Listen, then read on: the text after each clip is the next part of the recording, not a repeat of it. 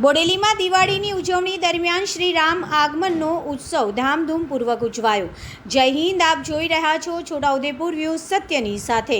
શ્રી રામ ચોક ખાતે દીપોત્સવ, મહાઆરતી અને આતિશબાજીથી ઉજવણીને ભવ્યતા પ્રાપ્ત। દિવાળી પર્વના પાવન દિવસે બોડેલી નગરમાં ભક્તિભાવ અને આનંદનો અનોખો માહોલ જોવા મળ્યો। શહેરના હૃદય સ્થળ શ્રી રામ ચોક ખાતે ભગવાન શ્રી રામના આગમન નિમિત્તે ભવ્ય દીપોત્સવનું આયોજન કરવામાં આવ્યું હતું।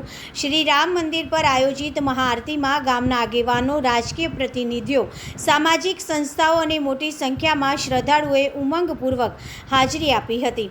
આરતી દરમિયાન જય શ્રી રામના ગુંજતા નાદોથી સમગ્ર વિસ્તાર ભક્તિમય બની ઉઠ્યો હતો। શ્રી રામ ચોક તેમજ આસપાસના માર્ગો પર હજારો દીવડાઓ પ્રગટાવીને પ્રકાશનો અદ્ભુત નજારો સર્જાયો હતો। બોડેલી નગરના મુખ્ય માર્ગો, દુકાનો અને મકાનોને રંગીન લાઇટો અને ફૂલોથી સજાવવામાં આવ્યા હતા। આ પ્રસંગે આકાશમાં રંગબેરંગી આતિશબાજીના ઝગમગાટ સાથે નગરવાસીઓએ ઉત્સાહભેર તાળીઓ વગાડી ઉજવણી કરી હતી। બાળકોથી લઈને વૃદ્ધો સુધી સૌએ આનંદ અને ભક્તિભાવથી પર્વની ઉજવણી કરી। દિવાળીનો આ દિવસ બોડેલી નગર માટે ધર્મ, સંસ્કાર અને એકતાનો પ્રતીક બની રહ્યો।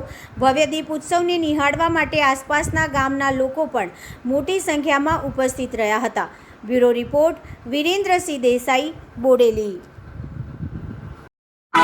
जाने गौरे अनुकूल सिया हे हर सुन जाए कहीं मंजुल मंगल मूल बाम अंग पर चरण सरोज रज निज मन मुकुर सुधारी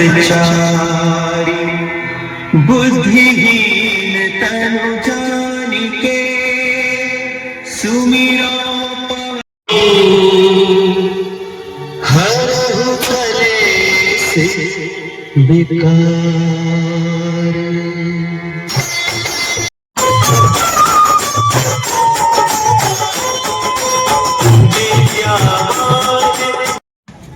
ઝળહળતા દીવડાઓથી અને વિવિધ પ્રકારની રોશનીઓથી, ઝગમગાટથી જ્યારે બોડેલી નગર રોશનીથી ચમકી રહ્યું છે, ભગવાન શ્રી રામના આગમનનો ઉત્સવ એટલે દીપોત્સવ, દિવાળીનો તહેવાર બોડેલીમાં શ્રી રામ ચોક સ્થિત ભગવાન શ્રી રામના આગમનને અમે બધા આવકારીને પોતાને સૌભાગ્યશાળી સમજી રહ્યા છે।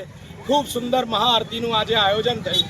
બોડેલી નગરના અગ્રણીઓ તેમજ વિવિધ સંસ્થાઓના લોકો એમાં જોડાઈને ખૂબ સુંદર મનમોહક આરતીનું આયોજન થયું અને ખૂબ આતિશબાજી સાથે આ ઉત્સવ, એમ સમજો કે અયોધ્યાની એક નાનકડી ઝાંકી અહીંયા આગળ થઈ હોય।